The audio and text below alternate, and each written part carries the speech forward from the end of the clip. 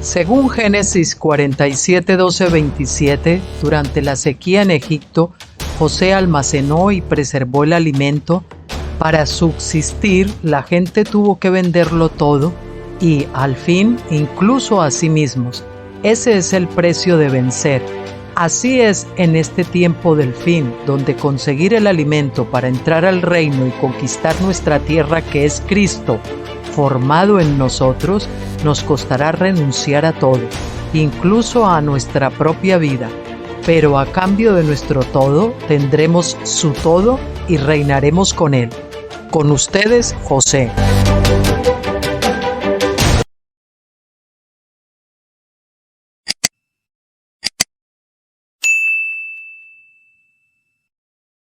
Hola, muy buenas noches a todos. Bienvenidos a Graneros de José. Aquí estoy con ustedes para continuar con el estudio del libro La lucha por el derecho de nacimiento, por la primogenitura del doctor Stephen Jones, que como quedamos vamos a continuarlo hoy con el capítulo 6, capítulo sexto. Pero antes de nada, bueno, decirles, aquí ya es de noche en España, porque estamos grabando esto un poquito más tarde, son las 16:33, 18:33 del 31 de octubre. Bueno,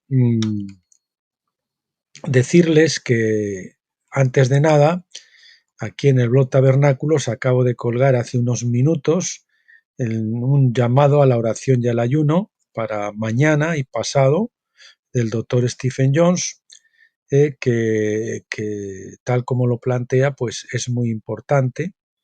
Y se lo voy a leer, y lo acabo de colgar en el blog Tabernáculos y lo he compartido en Telegram, en Gap, en True Social y en las otras redes sociales.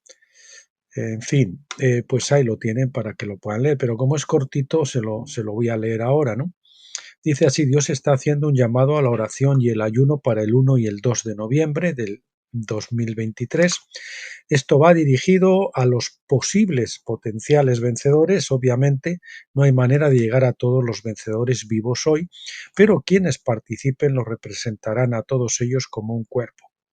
Bueno, mi mujer y yo decirles que ya nos hemos puesto de acuerdo en cuanto lo hemos recibido con este grupo del doctor Stephen Jones, y nos vamos a sumar haciendo un ayuno completo mañana miércoles y el jueves, para retomar, o sea, mañana cuando nos levantemos no desayunaremos ya hasta el viernes por la mañana, sin comer, sí, tomando líquido, por supuesto. Y entonces nos sumamos para nosotros mismos, para apoyar esta campaña y para representar también a otras personas que quizás no se enteren, no lo sepas, pero a los que el Señor está llamando a ser potenciales vencedores, y entonces como un cuerpo, quizás ellos se sumen mañana o pasado o lo que sea, ¿no? O de aquí a un mes, no lo sé. Pero nosotros les representamos porque actuamos como cuerpo, ¿no? En representación del cuerpo de Cristo, del cuerpo de vencedores. Dios está llamando, esto es lo que les ha dicho el Señor al doctor Stephen Jones y supongo que a esas personas con las que él normalmente maneja estas cosas. Dios está llamando a todos los vencedores a oración y ayuno muy, lo destacan esto de muy con mayúsculas, serios, durante los días 1 y 2 de noviembre de 2023.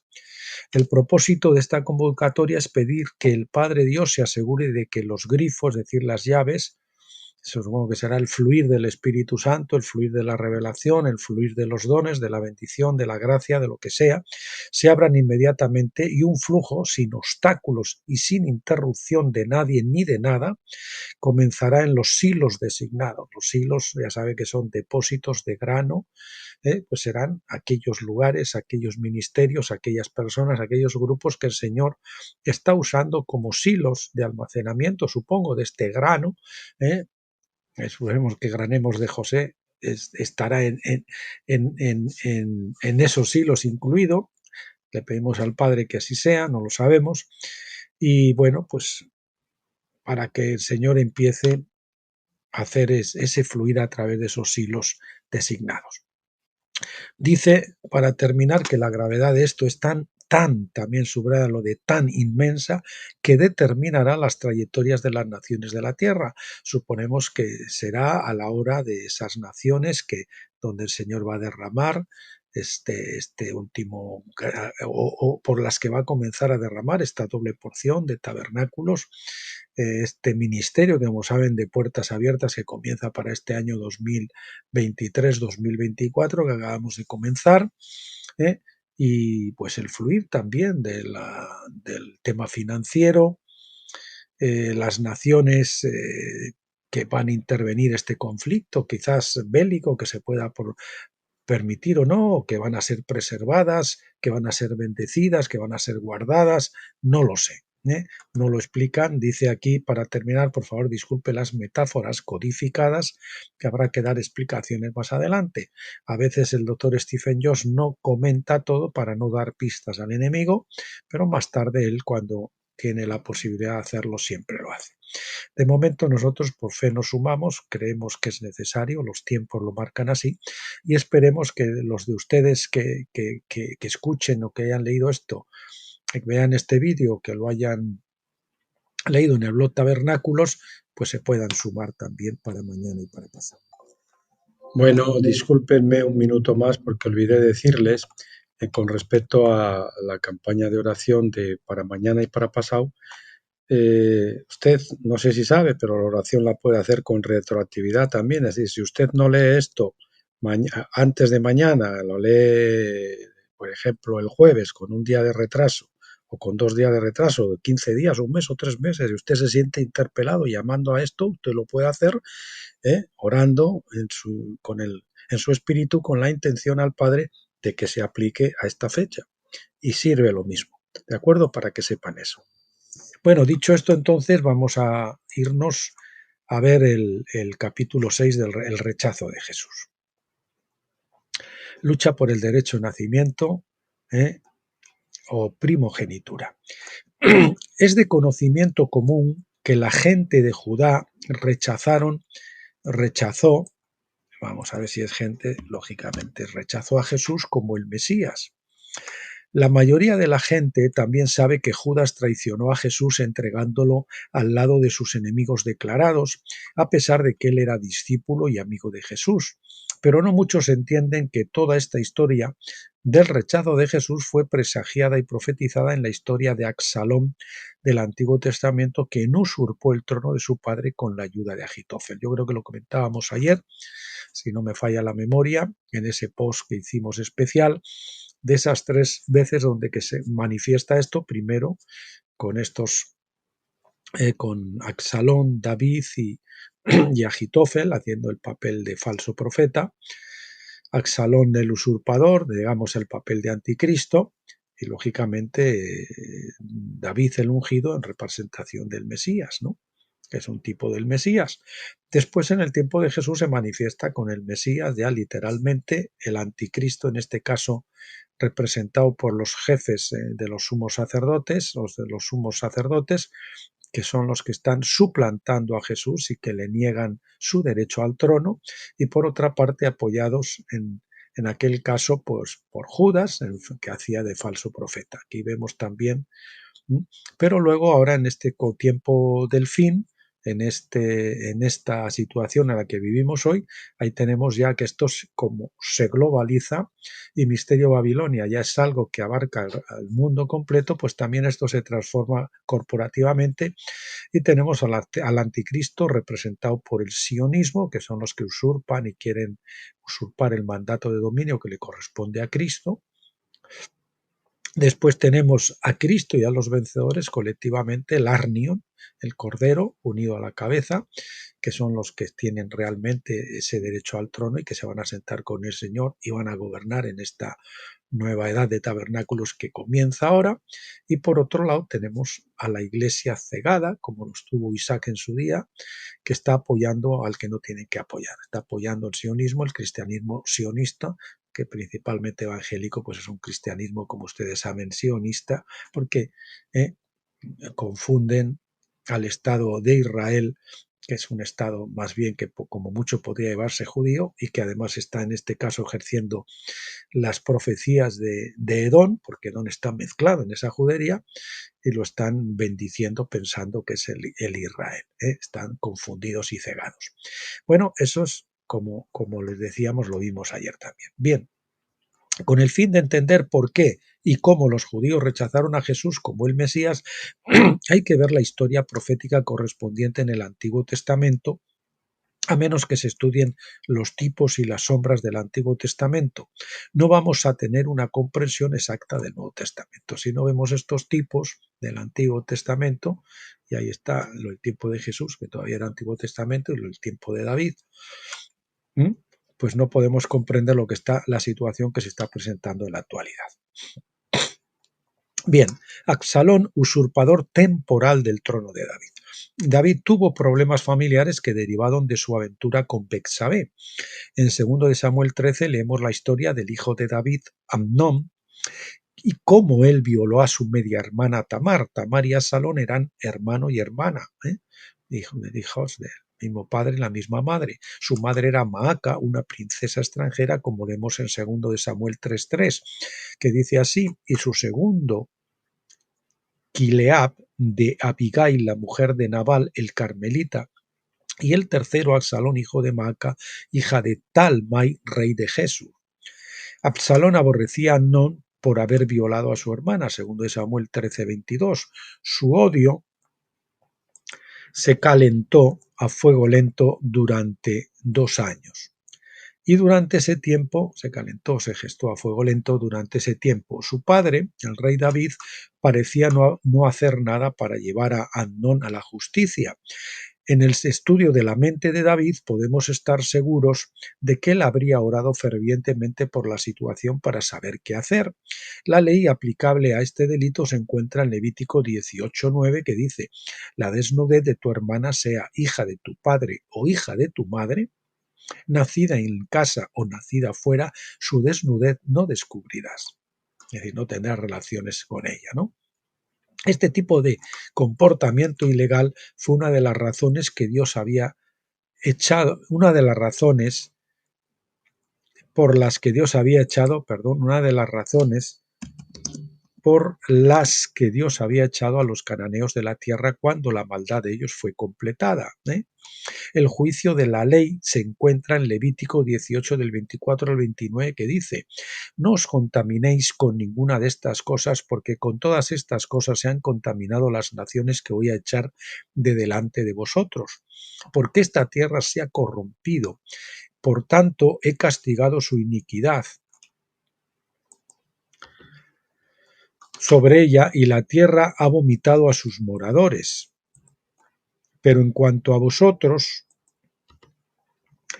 guardaréis mis estatutos y mis leyes, y no haréis ninguna de estas abominaciones, ni el nativo ni el forastero que reside entre vosotros, porque los hombres de esta tierra que fueron antes de vosotros han hecho todas estas abominaciones y la tierra se ha contaminado, no sea que la tierra os vomite por haberla contaminado, como vomitó a la nación que estuvo antes de vosotros, porque todo el que haga cualquiera de estas abominaciones, aquellas personas que las hagan serán cortadas de entre su pueblo. Por lo tanto, no hay duda de que David debe de haber orado sobre el envío de Amnón al exilio, cortándolo de Judá y revocando sus derechos de ciudadanía, ya que la ley lo prescribía. Sin embargo, probablemente se acordaba de su propio pecado con Betsabé. David mismo era culpable tanto del adulterio con Betsabé como del asesinato de Urías, su esposo. En esa situación Dios había sido misericordioso con David y no requirió que David fuera ejecutado por su pecado, sino que su hijo, el hijo de Betsabé, muriera. Toda esa historia se cuenta, en 2 de Samuel 12, el capítulo inmediatamente anterior a la violación de Tamar por Amnón. Cuando el profeta Natán confrontó a David con su pecado, él primero le contó a David una historia acerca de un hombre rico que había tomado la oveja única de su vecino pobre para alimentar a su invitado. David se enojó por esta injusticia y pronunció el juicio sobre el hombre rico. Él dijo a Natán, en 2 de Samuel 12, del 5 al 6, por la vida de Yahvé, sin duda el hombre que hizo eso merece morir, y deberá restituir el cuádruple por el cordero porque hizo eso y no tuvo compasión. Claro, en ese momento de repente David no se dio cuenta de que estaba pronunciando juicio sobre sí mismo, porque él era el hombre rico aludido. Y porque la palabra dice, con el juicio con que juguéis, seréis juzgados, con la vara con que medáis, seréis medidos. El hijo de David fue llamado como sustituto para morir por su pecado. Ese hijo de David era un tipo de Cristo, llamado a morir por nuestros pecados. Pero la segunda parte de la presente sentencia fue que David debería restituir 4 veces de acuerdo con la ley, Éxodo 22 del 1 al 4.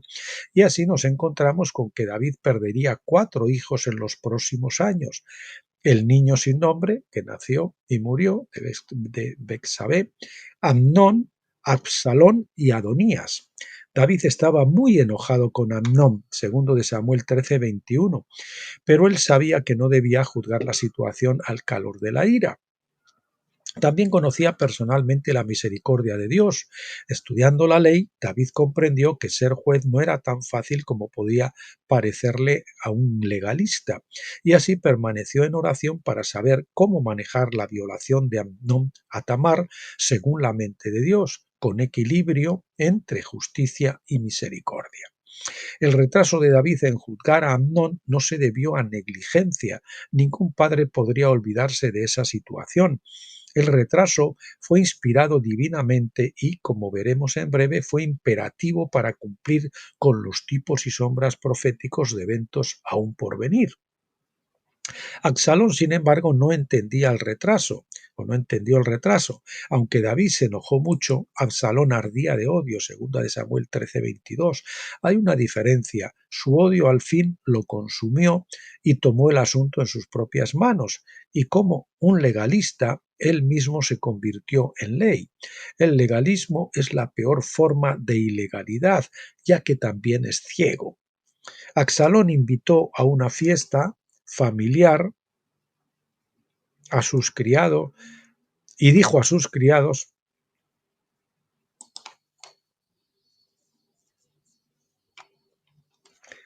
Absalón, aquí creo que falta, lo invitó a Amnón a una fiesta familiar y dijo a sus criados que mataran a Amnón en la fiesta. La trama fue un éxito y dijo a sus criados, vamos a poner que lo mataran, para no ser reiterativos, que lo mataran en la fiesta. Repito, Absalón invitó a Amnón a una fiesta familiar y dijo a sus criados que lo mataran en la fiesta. La trama fue un éxito. 2 de Samuel 13, del 28 al 33. Amnón fue asesinado. Absalón huyó a Gesur, donde vivió con Talmai, el padre de su madre. ¿De acuerdo? O sea, un abuelo por parte de madre. Leemos en 2 de Samuel 13, del 37 al 39. Y Absalón huyó y se fue a Talmai, hijo de Amiud, rey de Gesur. Y David lloraba por su hijo todos los días. Y Absalón huyó y se fue a Gesur y estuvo allí 3 años. Y el corazón del rey David deseó ver a Absalón, porque ya estaba consolado acerca de Amnón, ya que él estaba muerto. Así que Absalón encontró asilo en Gesur y permaneció allí 3 años. Durante ese tiempo David deseó ver a su hijo, pero no hizo nada y no dijo nada que pudiera causar que Absalón se atreviera a regresar a Jerusalén. David sabía que Absalón había actuado sin ley y que el exilio fue su juicio. Pero desde el punto de vista de Absalón, él sentía que matar a Amnón estuvo justificado y pensaba que su exilio, aunque necesario, era injusto. Quería volver a la tierra. Por último, Absalón pidió a Joab, el general de David, que intercediera por él. Solo entonces David permitió a Absalón volver en paz a Jerusalén. Pero 2 años más pasaron y David todavía se negaba a ver a Absalón en persona, 2 de Samuel 14:28. Finalmente Absalón volvió a llamar a Joab, pero Joab se negó a acudir.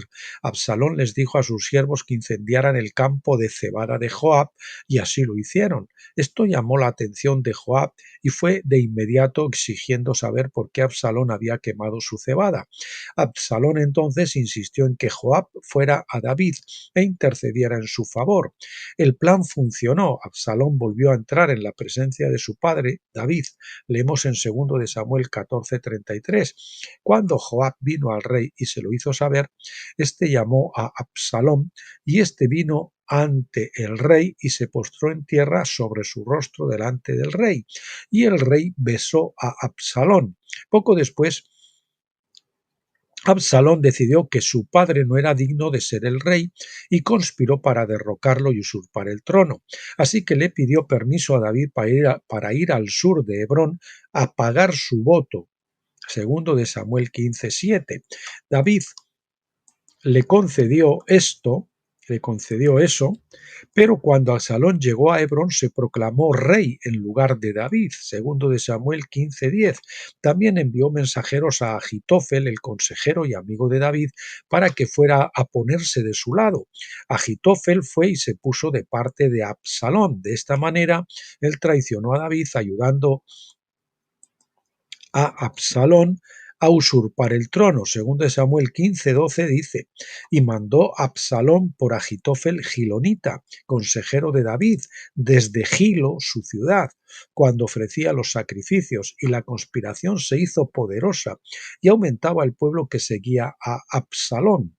Uno puede preguntarse por qué Agitofel se puso de parte de Absalón, pero cuando vemos que Agitofel era el abuelo de Betsabé, el motivo se hace evidente. 2 de Samuel 11:13 nos dice: ¿no es esta Betsabé hija de Elián, mujer de Urías el hitita?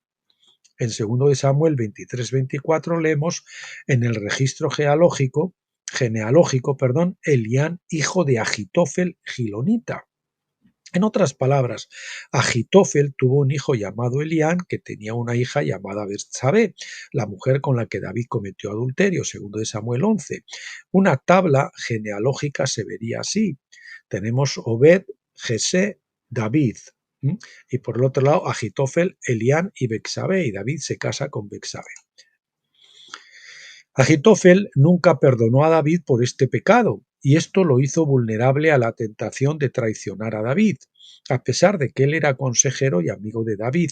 David escribió acerca de Agitofel más tarde en el Salmo 41:9, diciendo de él: aún mi íntimo amigo, en quien yo confiaba, el que de mi pan comía, alzó contra mí el calcañar.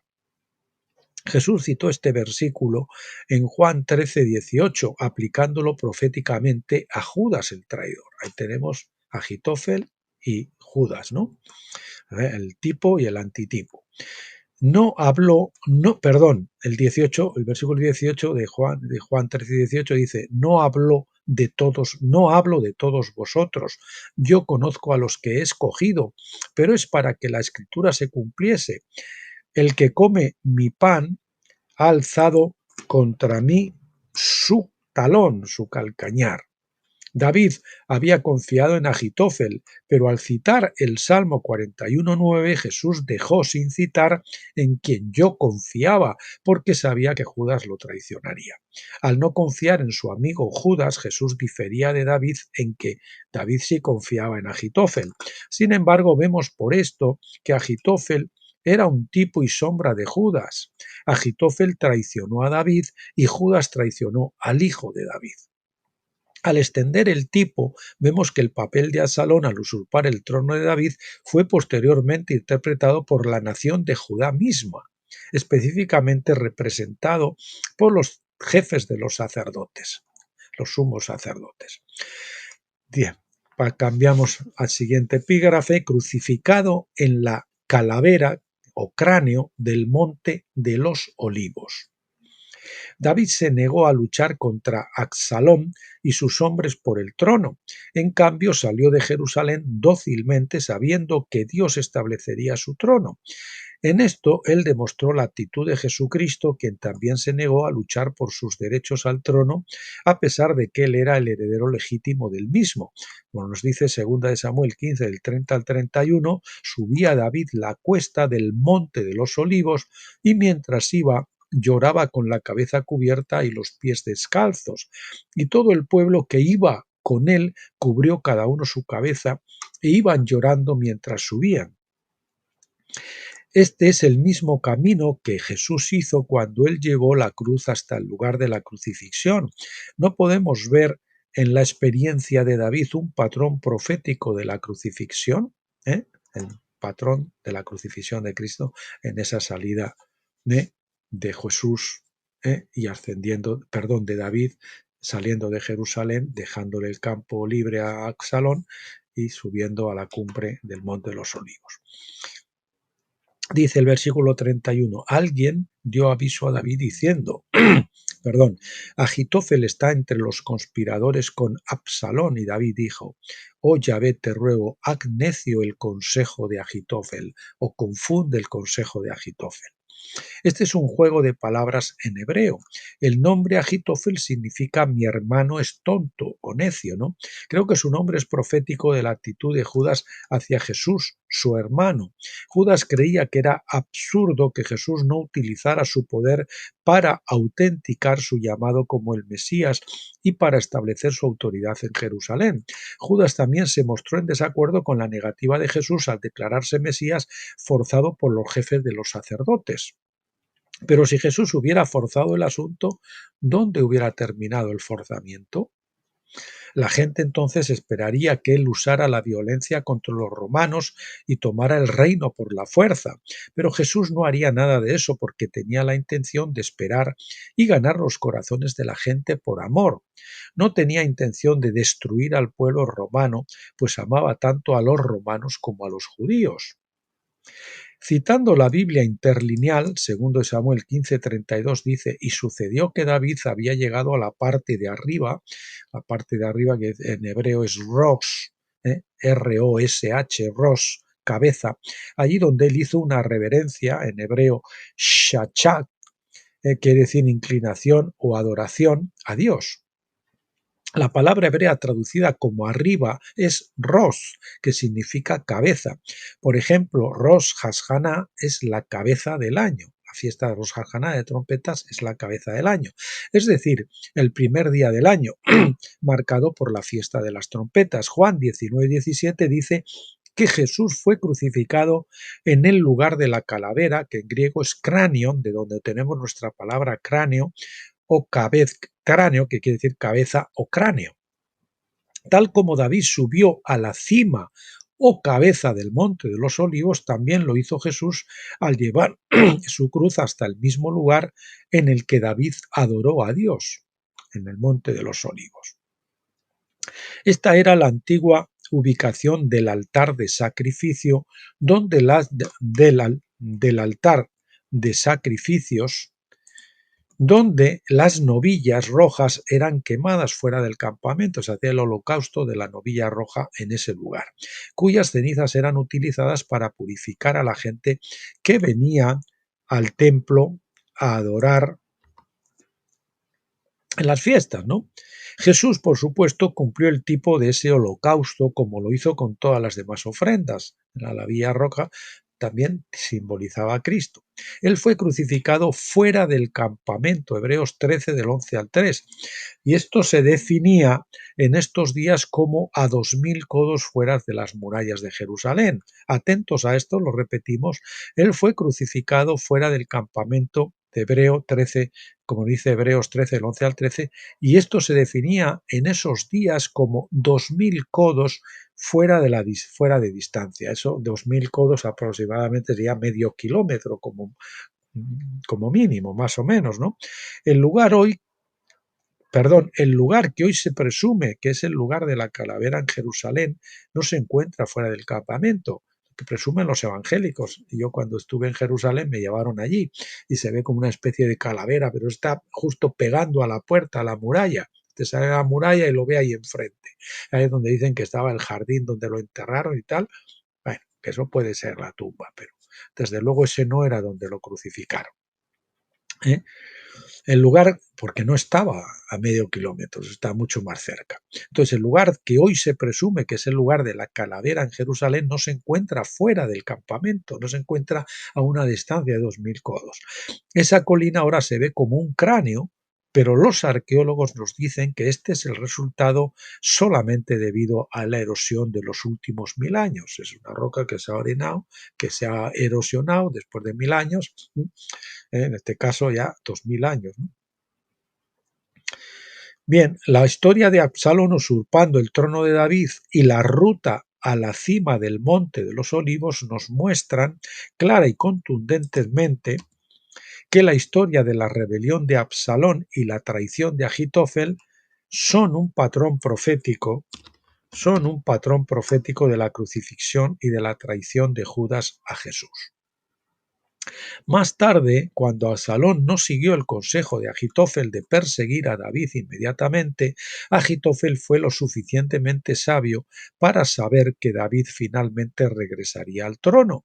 Sabía que el reinado de Absalón iba a terminar y él mismo tendría que enfrentarse a la justicia de David por su traición. Así leemos en 2 de Samuel 17:23. Entonces Agitofel, viendo que su consejo no fue seguido, aparejó su asna y se levantó y fue a su casa, a su ciudad, y puso su casa en orden, y se estranguló a sí mismo. Así murió y fue enterrado en la tumba de su padre. Agitofel se ahorcó, es decir, se estranguló a sí mismo, como después lo haría Judas, como leemos en Mateo 27 del 3 al 5. Aquí tenemos otra vez el tipo del antitipo, que se ve que cumple Judas las mismas cosas que hizo Agitofel. Entonces Judas, el que le había entregado, viendo que Jesús había sido condenado, sintió remordimiento y devolvió las 30 piezas de plata a los principales sacerdotes y a los ancianos, diciendo: he pecado entregando sangre inocente. Pero ellos dijeron: ¿a nosotros qué? Allá tú. Y él, arrojando las piezas de plata en el santuario, se marchó y fue y se ahorcó. David más tarde regresó al trono y Absalón fue asesinado.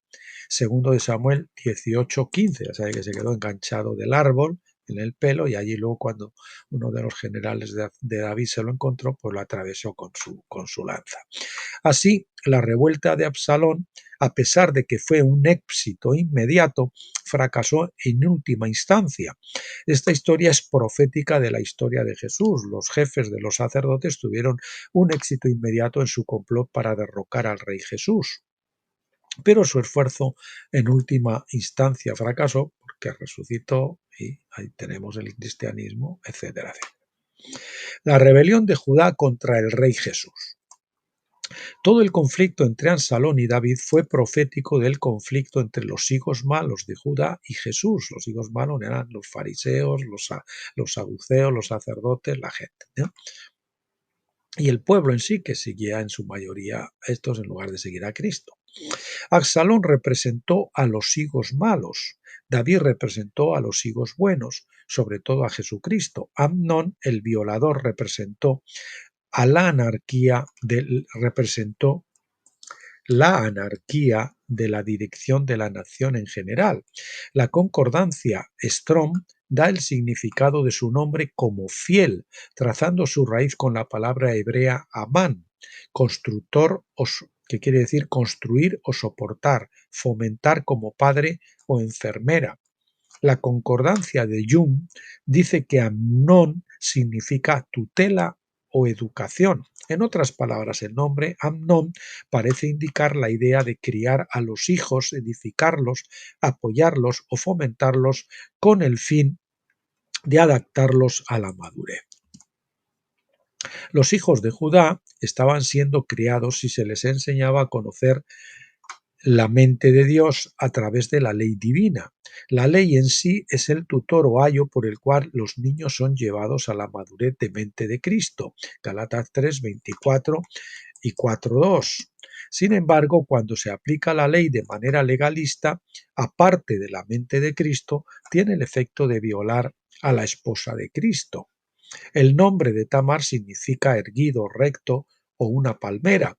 Representaba a los verdaderos creyentes de Judá, es decir, los hijos buenos.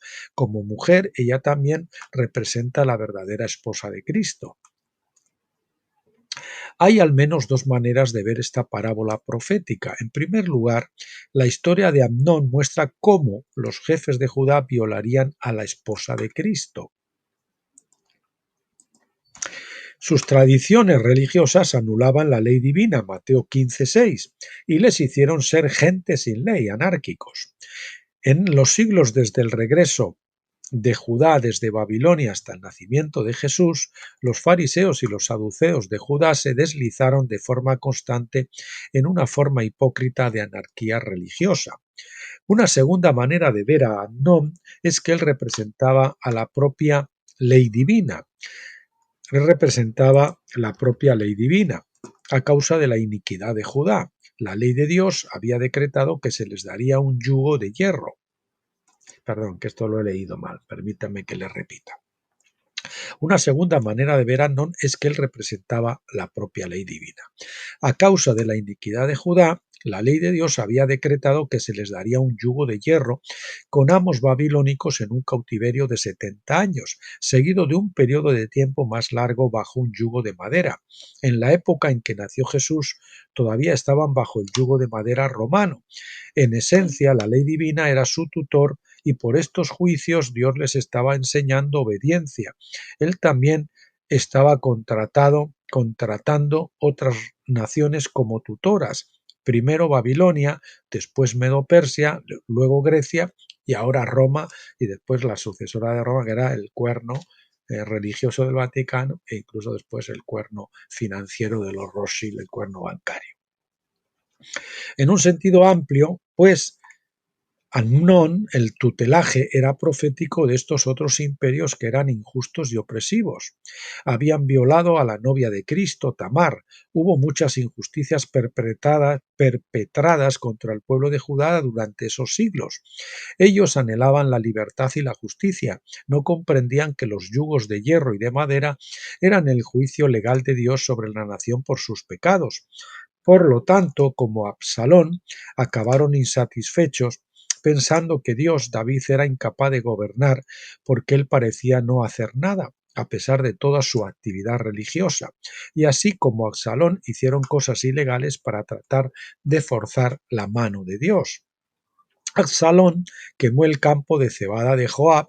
En nuestro libro Los vencedores de la cebada mostramos que la cebada representa a los vencedores, aplicable aquí a los higos buenos de Judá. Específicamente profetiza de los profetas que fueron todos asesinados en Jerusalén, culminando con el último de los profetas del Antiguo Testamento, Juan el Bautista, a quien Herodes encarceló y finalmente ejecutó. Este fue el acto final de quemar la cebada que llevó a Absalón a la presencia de David. El rechazo y encarcelamiento de Juan fue el evento que comenzó el ministerio público de Jesús. Trajo a la gente de Absalón a la presencia del rey Jesús, hijo de David. Segundo de Samuel 14:33 dice que el rey besó a Absalón. Esto habla de Jesús viniendo cara a cara a los jefes de los sacerdotes en Jerusalén. Jesús bendijo, es decir, besó a la nación con muchas buenas obras y milagros de sanación, pero como el Salmo 109 del 3 al 5 nos dice, retribuyeron su bondad y amor con el mal y con el odio. Dice así, me han rodeado también con palabras de odio y sin causa han luchado contra mí. En pago de mi amor obran como mis acusadores, pero yo oro. Así me han pagado mal por bien y odio por mi amor. Los higos malos de Judá, dirigidos por sus líderes religiosos del templo, querían un Mesías que fuera un gran líder militar para que pudiera derrocar a los odiados romanos y hacer al resto del mundo sus esclavos. Ellos creían en la paz del mundo después que el mundo fuera sometido por conquista militar. Este era su concepto del Mesías, y así, cuando Jesús vino como el príncipe de paz, estuvo totalmente en desacuerdo con sus métodos. Según su estimación, él simplemente no era el tipo de Mesías que ellos esperaban. Hay dos príncipes de paz en la historia profética de David. Absalón fue el primero.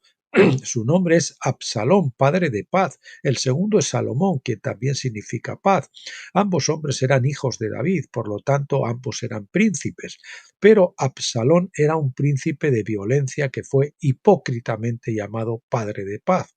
Salomón, por el contrario, estableció la verdadera paz en Israel y en ese sentido fue un tipo de Cristo, el verdadero príncipe de paz.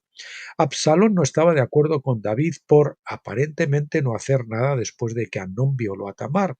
Él exigió justicia y cuando no llegó, y cuando la justicia no vino, derrocó a David y usurpó el trono. No vino o se retrasaba. Asimismo, en los días de Jesús el pueblo no estaba de acuerdo con Dios porque parecía no hacer nada sobre la violación romana al pueblo de Judá. Aquí estamos la impaciencia característica de Pentecostés también, como cuando Saúl se impacienta porque ve que el pueblo se le deserta y entonces se apresta a ofrecer él mismo el sacrificio. Y así los pastores de Pentecostés, muchos, la gran mayoría, pues se impacientan porque su iglesia no crece, porque parece que el Señor no acaba de llegar y entonces, pues como eso no ocurre, tratan de forzar un avivamiento por las obras de la carne. Convocan una campaña evangelística y tratan de forzar así a que Dios actúe y haga algo, ¿no? Y para evitar que la gente se les deserte. Bueno, la gente oraba a Dios para que hiciera justicia y como no llegaba, derrocaron al rey Jesús y usurparon su trono. Jesús era el Dios del Antiguo Testamento, primero conocido como el Shaddai y más tarde como Yahvé. Shaddai es la parte femenina de Dios, el Dios Ubre, el Dios sustentador, el Dios amamantador, y después ya se manifestó como Yahvé, que era la parte paternal de Dios. Él era el dador de la ley de Moisés, él era el dador de la ley que Moisés conoció cara a cara. En su existencia preencarnada como Dios en el cielo, Jesús no hizo nada para liberar al pueblo del yugo de madera bajo Medo-Persia, Grecia y Roma. Cuando Jesús nació en Belén, vino a la tierra y una vez más no hizo nada para liberar al pueblo del yugo de madera de Roma, a pesar de que tenía el poder para hacerlo. ¿Por qué? La gente no podía comprenderlo, pero Jesús entendía la ley de la tribulación. Y así, al igual que David, pareció que no hizo nada.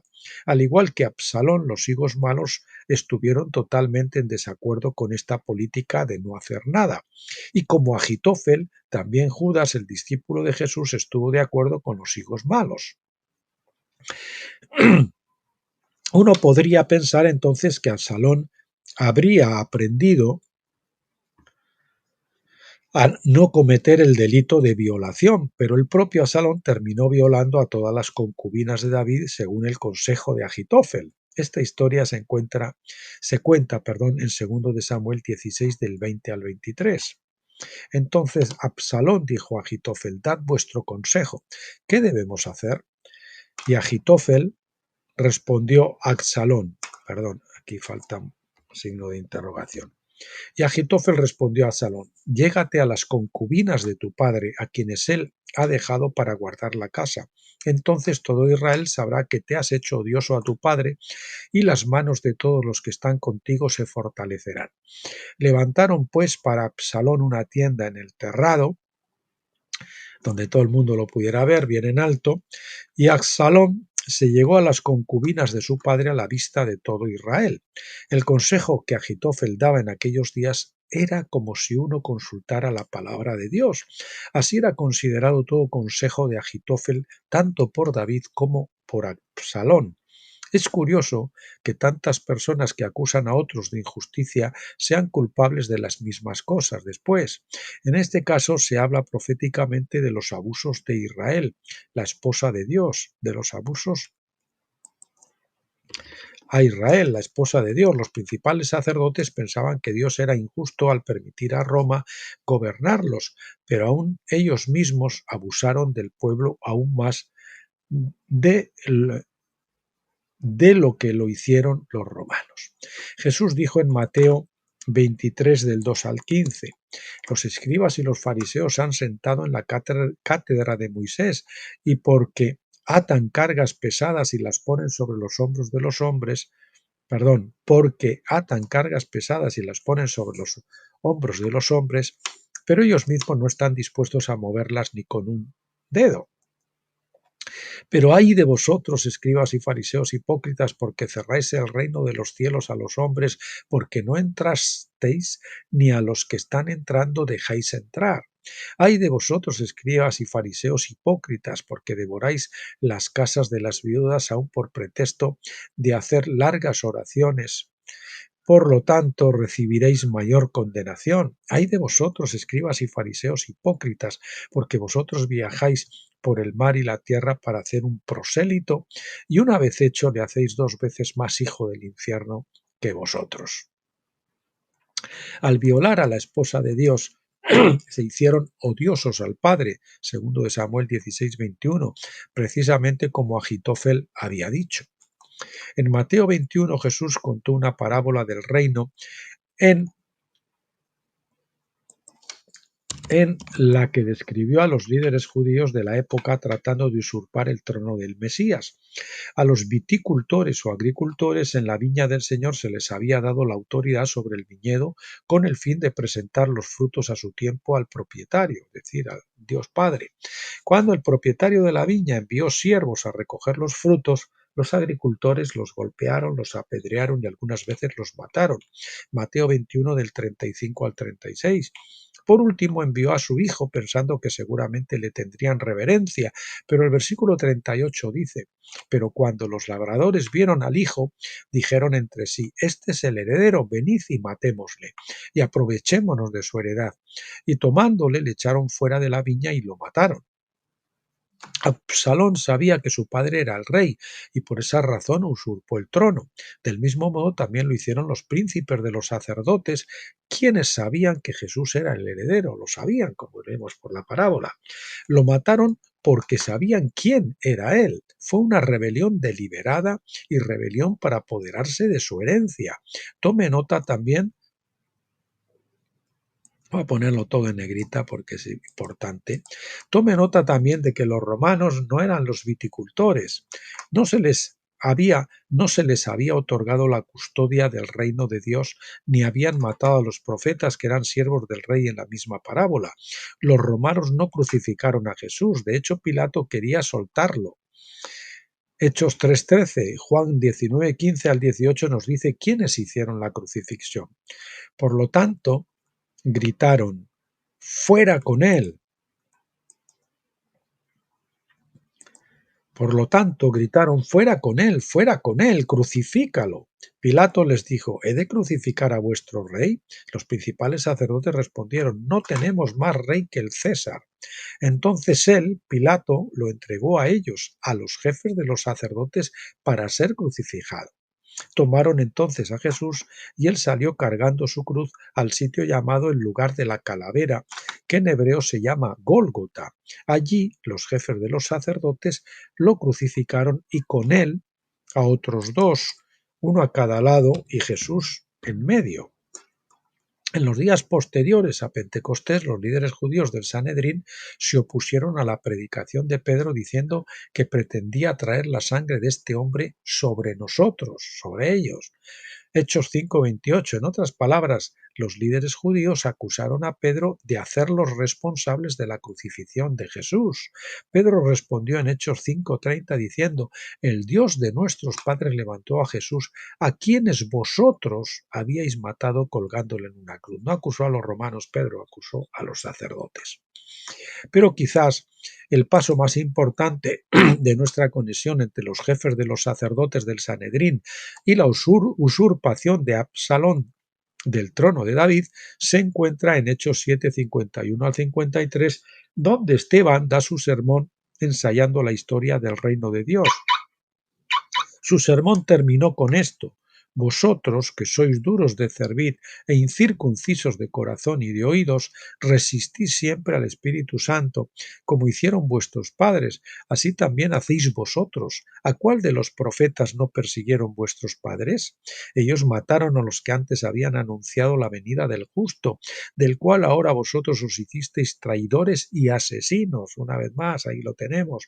Vosotros que recibisteis la ley por disposición de ángeles y, sin embargo, no la guardasteis. En Mateo 22, del 1 al 7, Jesús les dijo otra parábola que fue dirigida en contra de los jefes de los sacerdotes. Los que primero habían sido invitados al banquete de bodas se negaron a venir. De hecho, ellos abusaron de los mensajeros, los profetas, que los habían invitado a la boda. Leemos: pero ellos no hicieron caso y se fueron, uno a su campo, otro a su negocio, y otros, tomando a los esclavos, es decir, los profetas de Dios, los maltrataron y los mataron. Pero el rey se enfureció y envió sus ejércitos, destruyó a aquellos asesinos y puso su ciudad en llamas. Esto se cumplió obviamente en el año 70 después de Cristo, cuando Dios envió al ejército romano para arrojar a Jerusalén al fuego y destruir a los asesinos.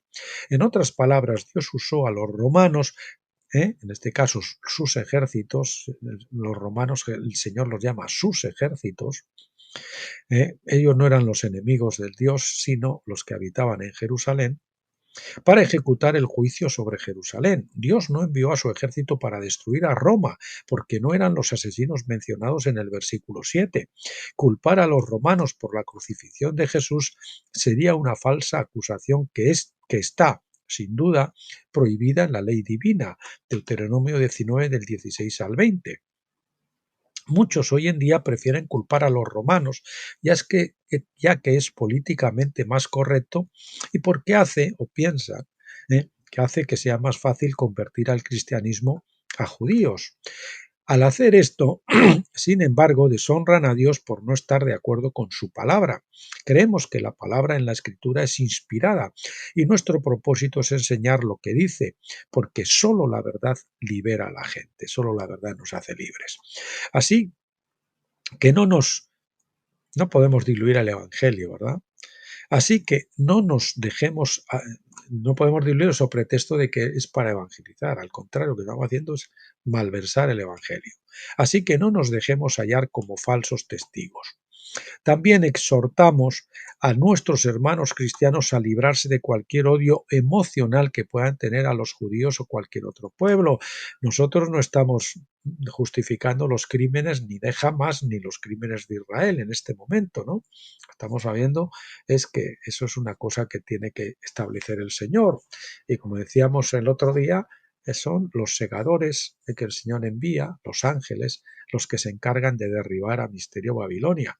Y también queremos decir y añadimos hoy que no es con ejército ni con fuerza. Y con el Nuevo Testamento la conquista no es por la espada, como se hizo la conquista de Canaán bajo la espada física en el Antiguo Testamento. Ahora las conquistas que en el Nuevo Testamento se hacen con la espada del Espíritu, que es la palabra de Dios, no con la fuerza y la violencia como hace el mal llamado Estado de Israel en la actualidad. Bueno, bien, este tipo de cosas son impropias de los que profesan el nombre de Cristo. Una cosa es creer y enseñar lo que está escrito en el registro de las Escrituras y otra muy distinta albergar odio y amargura en el corazón. Si bien es cierto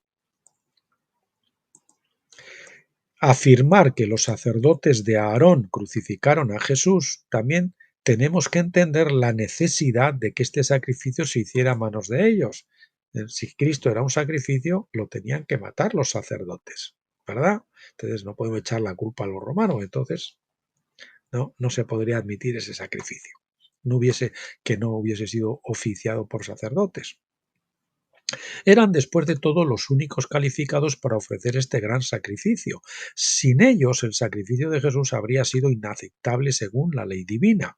Estos sacerdotes no podrían haber sido romanos, idumeos o de cualquier otra ascendencia, porque eso habría violado la ley de los sacrificios. Por lo tanto, en el panorama más amplio del pan de Dios, sin querer, nos hicieron todo un gran servicio. Judas, el hijo de perdición. Vamos a ver, esto es importante también. En 2 de Tesalonicenses 2, versículo 3, Pablo habla del hombre de pecado también como el hijo de perdición. Pero vamos a ver que en la actualidad el hombre de pecado es colectivo. La New American Standard Bible utiliza términos ligeramente diferentes. Dice, que nadie en modo alguno os engañe, porque no vendrá sin que primero venga la apostasía y el hombre de pecado sea revelado, el hijo de perdición, griego apoleia. El hijo de perdición en griego es la palabra apoleia. Jesús usa el mismo término de Judas, el hijo de perdición, en Juan 17:12. Dice, cuando estaba con ellos los guardaba en tu nombre, el nombre que me diste, y los guardé y ninguno se perdió, excepto el hijo de perdición, en griego apoleia, para que la escritura se cumpliera. Jesús nombró a Judas como tesorero del ministerio, a pesar de que sabía que Judas estaba ayudando a sí mismo con una parte del dinero y era un ladrón. Juan 12:6 dice, ahora él, es decir, Judas, dijo esto no porque él estaba preocupado por los pobres, sino porque era ladrón y como tenía la bolsa del dinero acostumbraba a robar lo que se echaba en ella. Es el pasaje donde la mujer rompe el perfume en el vaso de alabastro, un perfume muy caro, y Judas dice, esto es un desperdicio, esto tenía que haberse dado a los pobres.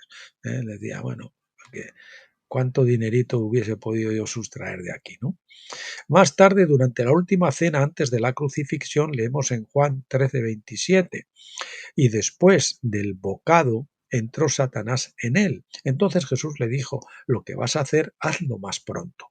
Judas salió de la habitación para traicionar a Jesús. Solo entonces, después de que él salió, Jesús dio sus instrucciones y enseñanzas especiales para los otros discípulos, comenzando por Juan 14, diciéndoles que iba a dejarlos en breve, pero que él les enviaría el Espíritu Santo para guiarlos a toda la verdad. Juan 16:13 dice, pero cuando él, el Espíritu de verdad venga, os guiará a toda la verdad, porque no hablará por su propia cuenta, sino que hablará todo lo que oiga y os hará saber lo que habrá de venir. Esto es importante porque Judas fue el guía para los que venían a arrestarlo y crucificarlo. Hechos 1:16 dice, hermanos, la escritura tenía que cumplirse, que el Espíritu Santo había anunciado por boca de David acerca de Judas, que fue guía, en griego odeos, con H, odegos, de los que prendieron a Jesús. Como vemos, como veremos, a medida que avancemos en nuestro estudio, Judas está en contraste con el Espíritu Santo, que debe considerarse como el verdadero guía que conduce a la verdad. Y aquí es la iglesia ciega, que está guiando mal al pueblo, en contraste con el Espíritu Santo. Judas es el guía que lleva a la gente al espíritu engañoso de la traición, y en este sentido es como una falsificación del Espíritu Santo. La iglesia, cegada, como lo estuvo Isaías, está apoyando y traicionando al verdadero cuerpo de Cristo, que son los vencedores a los que el Señor está llamando, que son los que están fuera del campamento verdaderamente siguiendo a Cristo. Esto es evidente en 2 de Tesalonicenses, donde Pablo habla del hombre de pecado que se sienta en el templo de Dios donde se supone que el Espíritu Santo mora. Entonces, ahí el hombre de pecado está suplantando al Espíritu Santo, un espíritu falso que se hace pasar por el Espíritu falso, por el Espíritu Santo, pero es un espíritu falso. Y así la cristiandad laodicense de este tiempo pues cree que está guiada por el Espíritu Santo, pero es una falsificación del Espíritu Santo. Esto es evidente según los Tesalonicenses, donde Pablo habla del hombre de pecado que se sienta en el templo de Dios, el templo de Dios, la iglesia, donde se supone que el Espíritu Santo mora.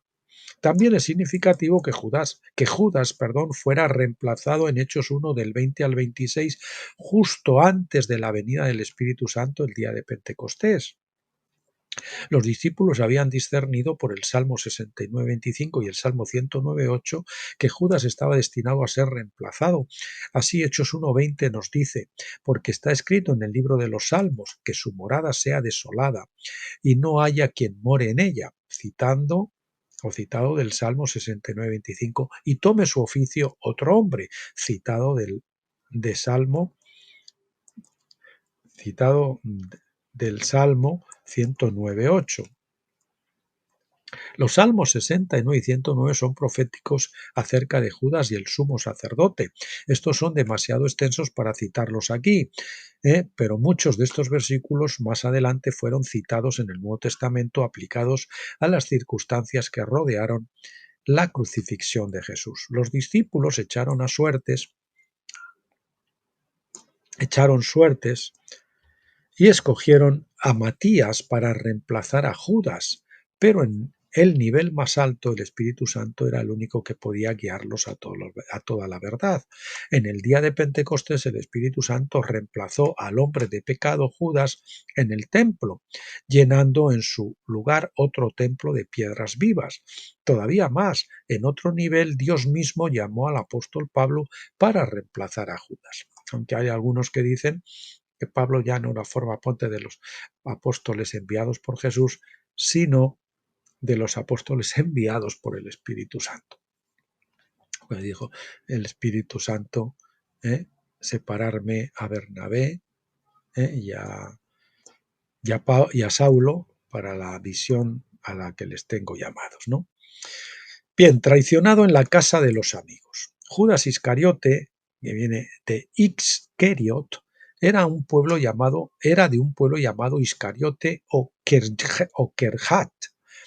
Iscariote significa hombre de Keriot. En otras palabras, la ciudad natal de Judas era Kiriat Arba, que es Hebrón, como leemos en el Génesis o en Génesis 35:27. Y vino Jacob a su padre Isaac en Manré de Kiriat Arba, que es Hebrón, donde Abraham e Isaac habían residido, con el fin de que a Judas le tocara la parte de Agitofel en la revuelta de Absalón, tenía que ser un hombre de Hebrón. Allí fue donde comenzó la conspiración de Absalón. Además, para que Judas traicionara a Jesús, tenía que ser amigo de Jesús, porque Zacarías 13:6 profetizó que sería traicionado en casa de sus amigos. Dice así, y alguien le dirá, ¿qué son esas heridas en tu cuerpo, es decir, en tus manos? Él les responderá, son aquellas con que fui herido en casa de mis amigos. Hebrón significa amistad. Judas traicionó a Jesús con un beso de amistad y Jesús lo llamó amigo en Mateo 26, 49 al 50, y enseguida Judas se acercó a Jesús y dijo, salve, rabí, y le besó. Y Jesús le dijo, amigo, haz lo que viniste a hacer. Entonces ellos se acercaron, echaron mano de Jesús y le prendieron. Cualquier persona puede tratar a otra persona injustamente, pero para que te traicionen se necesita un amigo. Un traidor tiene que ser un amigo. El que no es amigo, pues te trata con injusticia, pero si el que te hace la injusticia es un amigo, pues es una traición. En conclusión, pues vemos que David era un tipo de Cristo, Absalón era un tipo de los sumos sacerdotes y Agitofel era un tipo de Judas. Es una historia de los que matarían al heredero y usurparían el mandato de dominio del siervo de los siervos. Porque ciertos hombres violentos querían enseñorearse sobre los demás. Es también una historia de cómo el discípulo y amigo del rey lo traicionó por estar en desacuerdo con sus métodos. Finalmente vemos el trágico final, no solo de los usurpadores, sino también del traidor, el hombre de pecado. Todo esto nos da una comprensión del hijo de perdición y de su papel profético. Fue escrito para nuestra enseñanza, para que hoy no nos encontremos a nosotros mismos como discípulos y amigos de Jesús desempeñando el papel de Judas. Por eso el llamado, salid en medio de ellos y yo os recibiré, para que no seáis partícipe de sus pecados ni recibáis parte de sus plagas.